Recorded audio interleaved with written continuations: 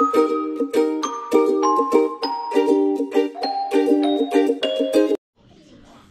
morning! Ang ganda ng umaga namin. Ito, mga puyat. Kasi yung ating mixo ay ano naman siya, flu. So, hindi mo namin pinasok sa daycare. At ako ay dito lang din sa bahay. Si Par sana yung kukuha ng sick leave.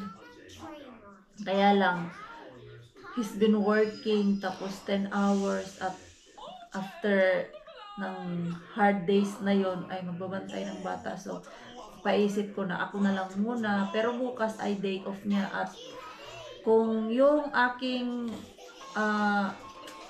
doctor certificate ay hindi siya okay, si Pars ang kukontinue bukas nito. Kasi sayang din kung hindi ako babayaran, di ba? Napaka-complicated ng work company ko itong Sol. When it comes sa mga sick leave.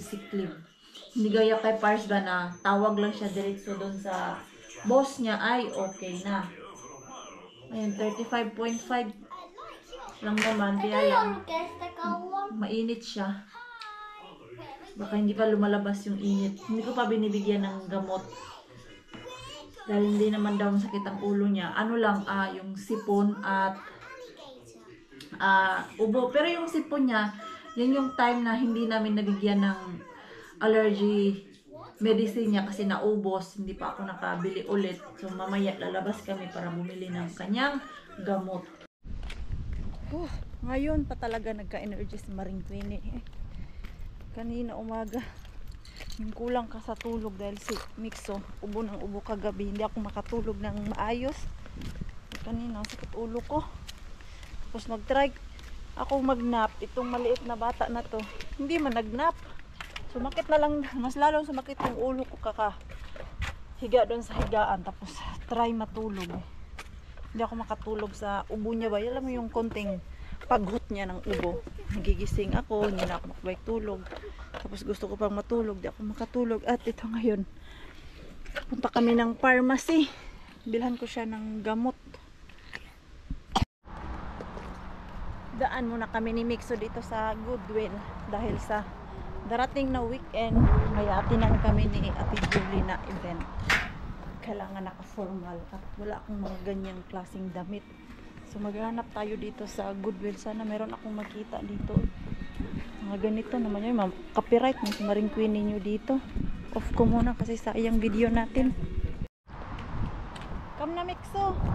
Yan, nakahanap ako doon. First time ko magsuot ng ganitong kulay yata. Ano man to siya? Dark blue. Ayan oh. Long gown siya or dress. Hindi naman siya gown. Dress lang siya para sa akin.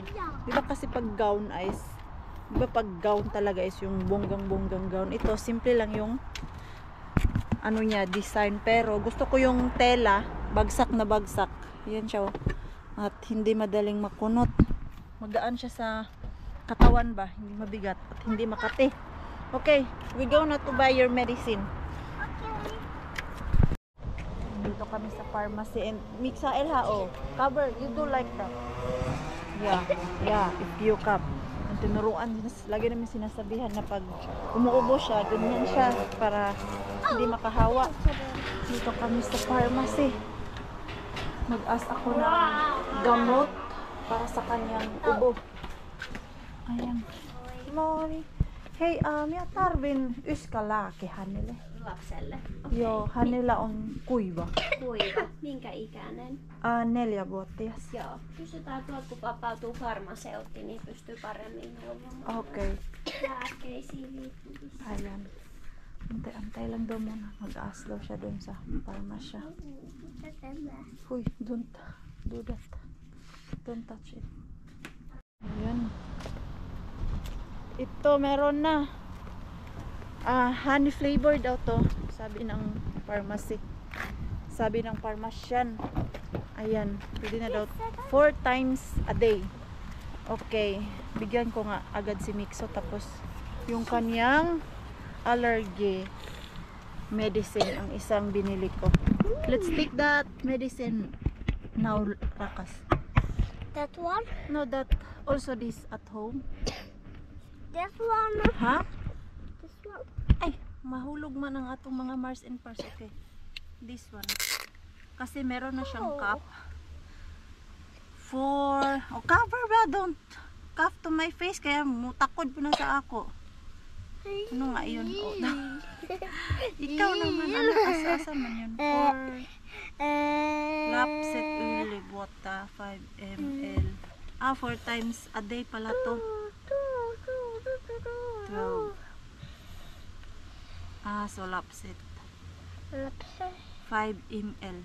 5 ml. Hold it. Masarap daw to eh. The girl said it's yummy. Ha? The girl said it's yummy. Oh, cover! Ay! 5 ml. Ang semantika. Honey. Oh, honey. Oh. All. Take it all. Tasty? Yes. Gusto niya. Dito Very lang. tasty. Very tasty. Ayan. So, Very tasty. tapos ito mamaya kailangan niya ng kutsara. Yun lang yung punta namin dito. Uwi na ako. Dahil baka makita na naman ako ng aking ka-workmate na naglabas-labas ng bahay tapos kasama yung anak ko, baka isipin nilang kunyari lang yung drama ni Maring Queenie na may sakit ang anak ko. Ay! Seatbelt pala! Wala seatbelt yung ikso ko. Nakalimutan. Yan na nga eh, kasi nagmamadali umuwi. The next day. Good morning mga Mars and Pars. Yung vlog kahapon sinimulan, hindi natapos. Ano man yung parking mo, Mars? Wala man yan sa tamang park, Mars. Pagod na pagod ako kahapon eh. So hanggang ngayon naman ako ay pagod. Dahil natuluyan na talaga si Mixo kagabi, nag-fever. 37.5 lang naman. Tapos ngayong umaga ay nag 36.8 na. So sana tuloy-tuloy na yun ba, hindi na mag 37 ulit. Pick up lang ako ng pera. Mag-withdraw lang ako ng pera kasi diretso ako dun sa slaughter ba, yung in-order kong karne kahapon para sa birthday ni Lumi. Uy, ay.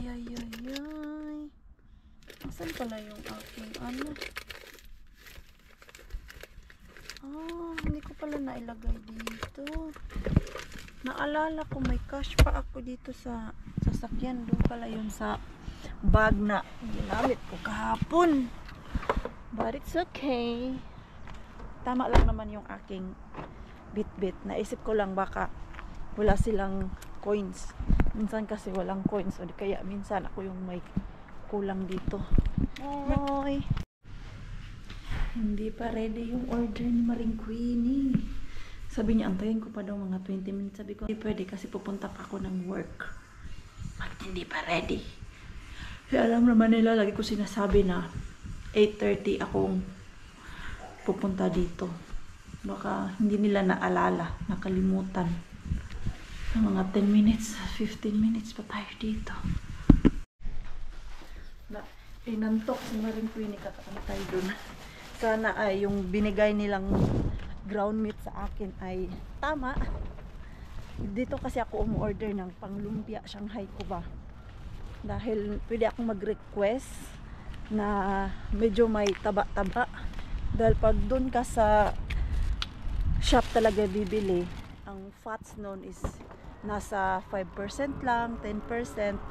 So masyado siyang dry na gawa ko na yan dati. Ang lumpia Shanghai ko, pag naluto na, napaka-dry. Ito, ayan, tama yung binigay nila sa akin. Madami to siya, 4 kilo. Dahil ang 3 kilo na yan ay para dun sa binyag, birthday. Tapos ang 1 kilo is para sa amin. Ayan no, Mahal pala talaga siya. 50 euro yung 4.81. Kasi abot na siya ng 5 kilo. Ayan, 481. Tapos ito naman ay 25. So, ilang kilo to? Ayan, 4 kilo lang yung karne. Ito ang madami, yung ating ground meat. Hindi ko to siya mauubos gawing lumpia. Tignan ko na lang mamaya. Kasi magtitimpla ako mamaya ng panglumpia. Pero baka bukas ko na din siya babalutin. Let's see kung saan abot ang energy ni Maring Queenie. Uy, ang bango. Diyan ako dumaan sa may restaurant ba. Grabe ang bango nung niluluto nila. Hindi ko pa na-try yung France and Rosalie dyan sa ano namin ba. Yung sa Hotel Good. Yung sa kabila, doon kami palagi ni Pars. Pero yung dyan sa France and Rosalie, yan kung saan nagbe-breakfast yung mga guests. Hindi pa namin yan na-try ni Pars dyan. Pero for sure, yung tagaluto nila dyan at yung sa kabila, isa lang yan. Isa lang naman ang kitchen nila dyan. Uy, what a busy day. Grabe, sakit-sakit ang mga kalikuran. Naglinis lang naman ako ng 19 rooms today. Yung gusto mo lang sumuko dun. Pero laban lang. Bukas is another crazy day na naman dyan. May time talaga na Diyos ko, parang gusto mo na sumuko dyan sa hotel maglinis. Pero may time din naman na parang okay lang. Dahil kung tago-tago ka lang dyan, upo-upo, hindi ka mapapagod. Pero may ano lang, gaya ngayong week na to, sobrang busy pala ngayon dyan. Kahapon hindi man ako pumasok. Ang dami din pala nilang lininisan at madaming nagkakasakit. Pati yung boss namin ay nagkasakit din pala. So bali, si Pars ang nag-continue ngayon sa sick leave ni Mixo dahil kahapon ay sobrang inis namin. Yung sick leave na certificate ko galing sa doktor, ayaw tanggapin ng itong company namin dahil hindi daw yun, alam mo yung actual na kinuha ba. Yung nangyari kasi kahapon dahil wala nang schedule para doon kay Mixo kahapon at makakuha ako ng sick leave certificate. So ang ni-refer sa akin yung sa tawag lang ba, parang consult lang sa doctor through telephone. So may schedule ako kahapon na 11 at ang tawag dyan sa amin is italakari. Pero meron din yung sabi ni Pars, dapat ay yung sick leave na yan okay na okay. At nung binasa namin sa internet, okay na okay. Dahil nung nagpa-schedule ako, sabi ko, pasok ba yan para bigyan ako ng sahod? Sabi nung nurse, okay naman yan kasi yung italakari ay pwedeng-pwede yan. Kahit dahil strong, nga yan daw, strong certificate. Pero itong company ko, mga Mars and Pars, na high blood na kami ni Pars, dahil ang gusto talaga nila ay yung pupunta kami doon sa hospital or clinic para kumuha ng certificate at yun, proof na nagpunta talaga kami doon. Ayaw nila yung mga isisend lang, yung through tawag-tawag, ayaw nila ng ganun. Pero sa iba ay okay yan. Kaya nung kahapon nakausap ko yung nurse sa telepono through reception, na nag-request ako na ito gusto ko doktor kasi yung boss ko doktor talaga ang gusto nila, yung doctor certificate, hindi yung nurse certificate. Pati yung nurse kahapon doon nakausap ko, this is so weird, kasi ngayon lang talaga ako encounter ng mga ganito na yung mga certificate na kami ang nagpipirma ay hindi tinatanggap. So na high blood tuloy si Pars. Alam niyo mga na high blood tuloy kami ni Pars.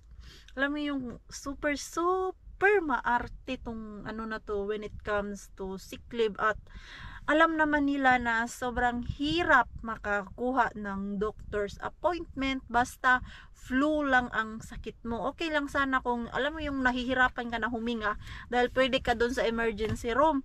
Pero yung mga ganyan lang dahil gusto mo kumuha ng doctor appointment para magkaroon ng certificate, ang hirap po yan dahil alam mo yun, madaming mas importanteng ginagawa yung doktor. Pero wala tayong magawa. Kaya nga minsan gustong gusto ko na po talagang umalis dyan sa pinagtatrabahoan ko. Kaya lang ang maganda lang kasi dito ay habang inaayos namin ni Pars yung cleaning business namin na makakuha ng madaming customer, ng enough yung sasahurin na galing dyan sa cleaning business namin. Alam nyo yung hindi na namin problemahin yung kikitain ba isa. Ngayon kasi wala pa naman kaming enough na customer at yung license namin para dun sa mga matatanda na lilinisan namin ako ay still processing pa siya. Hindi pa okay. Chinek namin kanina ni Pars. Processing pa talaga siya. Matagal-tagal din pala yun. So, at yung website namin, hindi pa siya ready kasi 2 weeks pa lang yun or 1.5 weeks pa lang yun siya na dun, processing. So 3 weeks daw yun sabi ng lalaki na gumawa nun. Ang dito lang kasi pag meron akong customer ay magagawa ko pa next sa work ko dito sa hotel. Dahil dyan sa hotel na yan, pwede ako mag-request na, kunyari, pwede ba bukas ay 6 hours lang ako? At after that, ay continue ako dun sa aking sariling customer. Kung kukuha kasi ako ng full-time job talaga na, alam mo yung Monday to Friday at 8 hours siya na work from 7 to 15, alas 3 ba? 15 kasi ang pagbabasa niyan sa amin alas 7 hanggang alas 3 ng hapon. So, I'm sure hindi ko na kayang gawin yun. Alam niyo yung continue ko pa na maglinis ng customer pag 7 to 15 dahil nakakapagod po yan. Lalo na pag sobrang busy din yung workplace mo. So, naiisip na talaga namin yan ni Pars yung itsura ko at pagod ko pag ginawa ko yon na maghanap ng full-time job talaga na 7 to 3 o'clock ng hapon. Diyan lang kasi is maganda na minsan mag-start ako ng alas 7 or alas 8 and then uwi na ako ng mga alas 2, alas 3. So usually yung mga customer ko alas 4 ko nililinisan o di kaya alas 5 para may time pa ako magpahinga. So one day makaano din tayo, makalingkawas tayo dyan sa hotel na yan. Hoy, bakit yung aking sasakyan hindi ka nag-ano? Oops, akala ko ano. So ayun, uwi na ako. Dadan pa pala ako sa Asian. Nag-back lang yung sasakyan by automatic naman at yung parking ko is pababa siya tapos pataas. Mahirap kaya i-control yan lalo na pag declutch yung sasakyan mo. Kaya ayaw ko mag-manual. Marunong ako mag-drive ng manual pero struggle ako pag yung parking mo is pataas at pababa. Kumbaga mountain style ba? Mas sagasa mo pa yung likuran mo. So, uwi na sa Maringkwin ninyo. I will tell you. Yeah. The cashier of that Asian, Yeah. he gave me kebatrula. Oh yeah. Okay. Ayan no, dahil suki tayo dun. Mixo. Still fresh. Mixo. Kasi yung Isko wala tapaw. Thai doon na nagmamassage ba? Di ba nga, magkatabi lang sila. Binigyan daw siya ng 2 ganito. Gusto niya pa ipadala sa akin lahat. Sabi ko, no, this is enough. Yeah. And you know, this is also free. That Thai massage. There. Yeah. Close to that Asian. Oh, okay. She gave it to that Asian store shop. Yeah. There was 2. pack like this. And the guy said, you can take all, you can take, no, I can't take all, I'm gonna do that. Because the girl gave maybe 3 pack. Oh, okay. I said, no, this is enough kasi ang laki kaya ng pagkabalot nila. Thai kasi to siya na spring roll eh. Tikman natin to at mainit pa.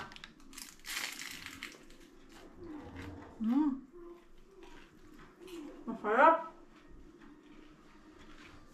Ibang-ibang spring roll ng Thailand.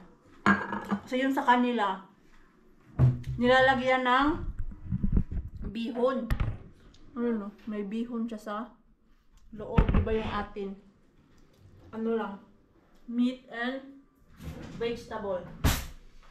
Itong sa kanila, laging may bihon. Masyado nang mabigat sa tiyan. Too much carb. Lipat ko dito sa ano ko, plato kasi mainit pa ba. Kung madami lang kami dito sa bahay, kukunin ko yung isa pang pack eh. 3 lang naman kami dito. At kagawa din ako ng spring roll or lumpia Shanghai. So, Jay. Ito na naman ang kusina ni Maring Queenie. Ito. Ayan. Tulong-tulungan lang para sa mga kaibigan. Yung ano pala, ground meat na in-order ko dahil madami ko siya at para sa birthday ay 3 kilos lang. So, ang almost 2 kilos nito ay para sa amin. Since gagawa na din ako ng spring roll namin, lumpia Shanghai para sa amin na ilagay ko lang sa freezer ba para pag anytime na gusto ni Pars at ni Mixo, meron ako dyan sa freezer. Tapos yung isang another kilo sa amin ay gagawa daw si Pars ng meatballs. So, ito yung aking panglitsyon. Hindi ko pa ito gagalawin dahil bukas ko pa ito mamarinate. At madaming tanglad. Isave ko yung resibo. Kung magkano yung i-remit ko kay Ruby ang nagastos ko. Ito, ako ang bumili nito para sa amin. 30 lang pala yun. Hey! Yeah. I'm vlogging. How you vlogging? We make this, we crush it. What is that? The garlic. Oh, okay. Not bad idea. It's only €1. Really? It's sale. Not bad idea at all. Yeah. Yeah. Maybe we can buy more there. Yeah. Ito, gawa din ako ng sago. So ito, hindi lang muna to siya. Ilabas. Look at the mitratas of 20. Ito lang muna to. Itago It is. natin.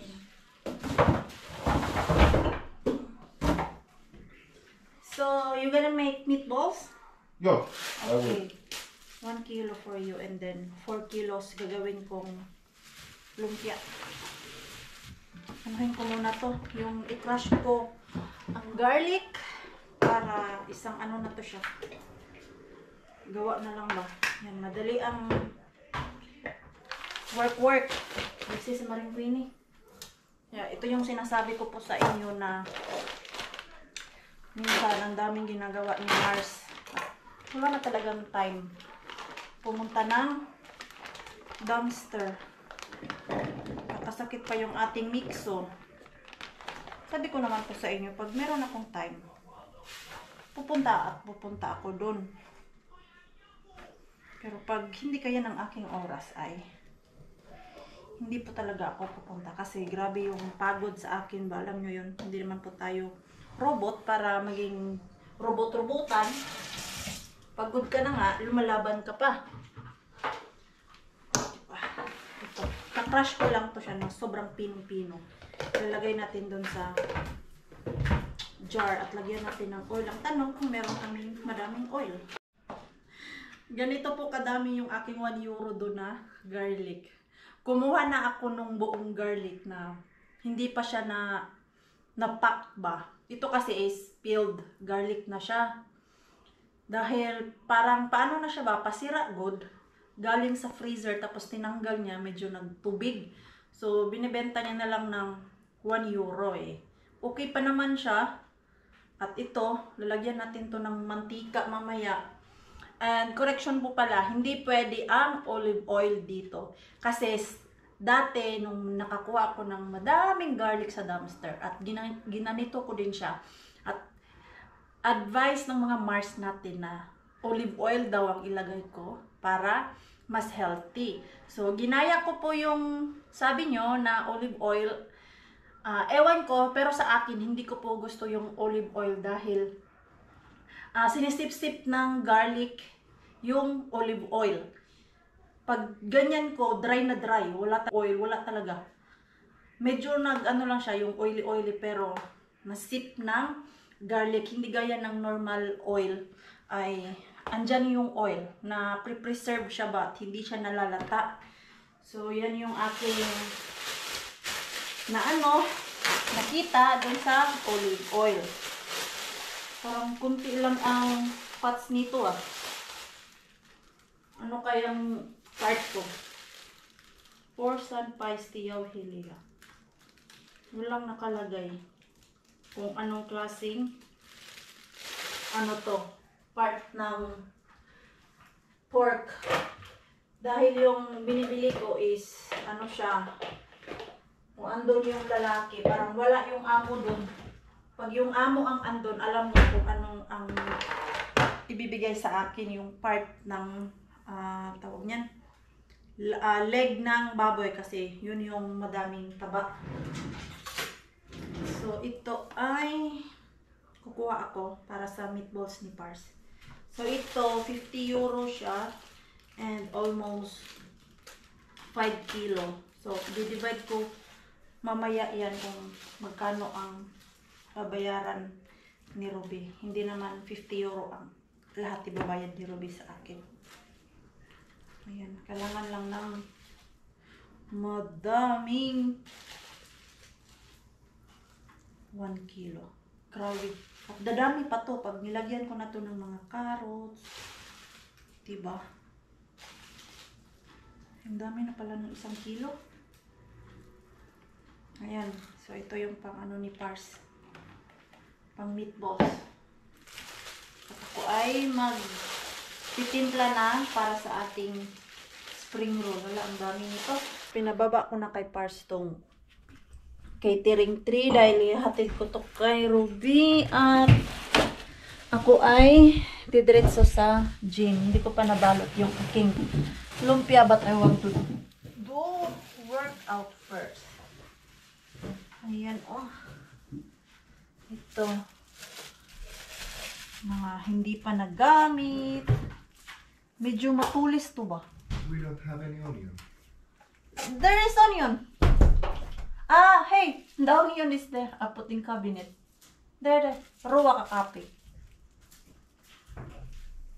There in ruwa kakapi. That plastic there. So, si Ruby na ang maghuhugas dito. Ayan, oh. Lagay ko lang. Ito, asan ba to? Ito yung cover. Tapos, ito yung lutuan. Ayan. Tapos, ito yung aking nabili. Sa Temo ko to siya nabili. Medyo may kamahalan to sa Temo eh. Ito lang yung aking binili doon. Ayan.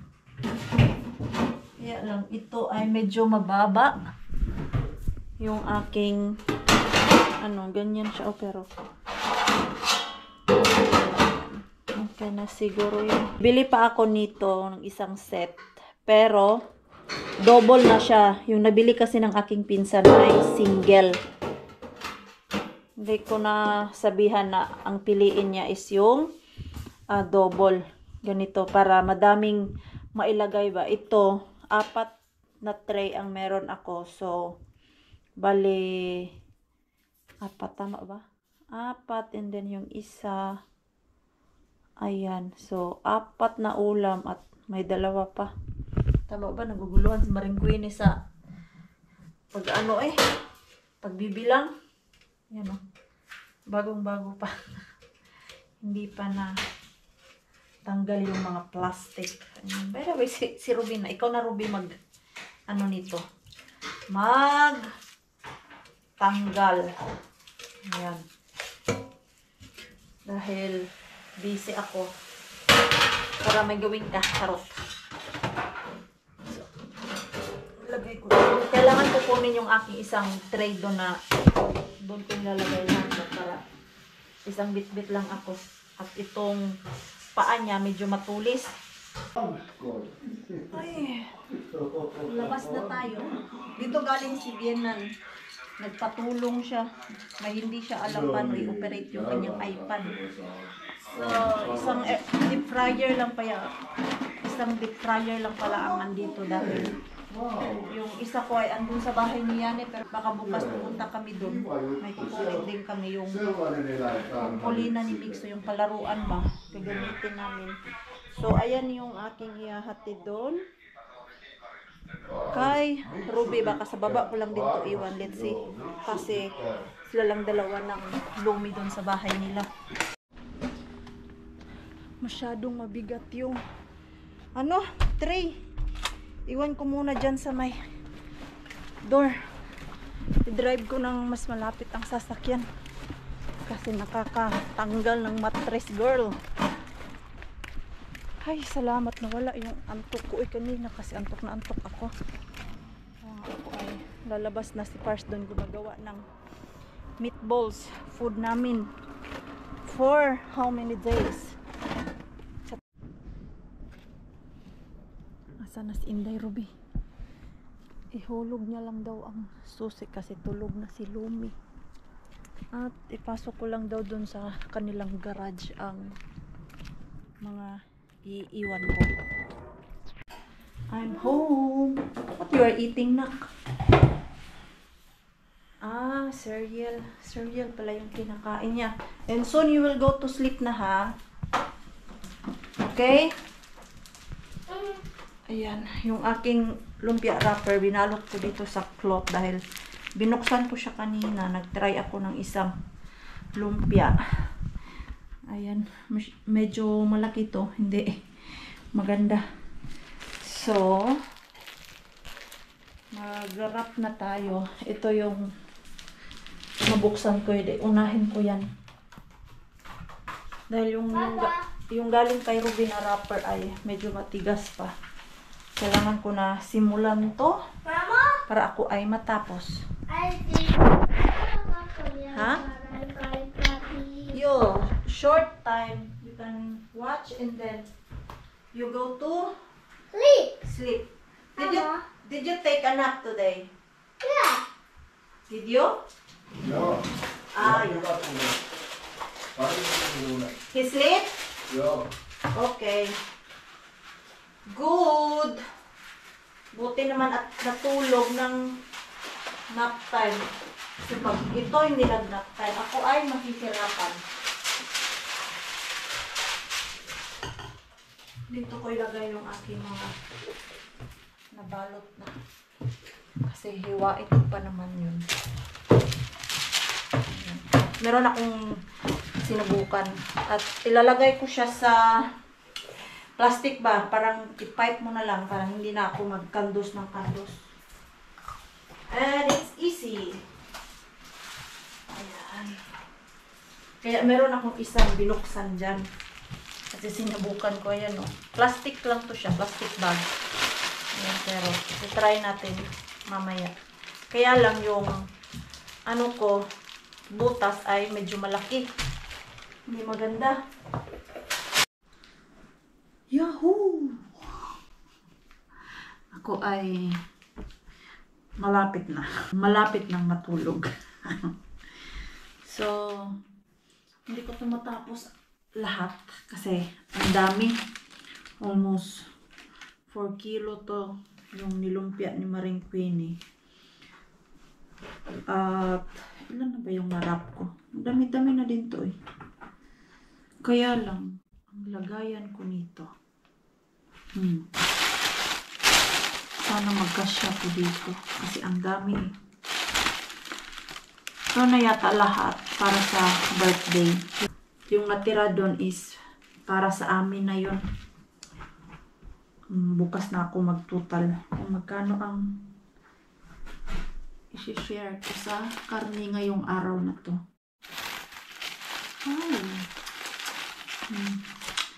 Ayusin mo yung hiwa, Mars, para naman maganda. Hindi kasi siya magka-size eh. Ayan o. May maliit.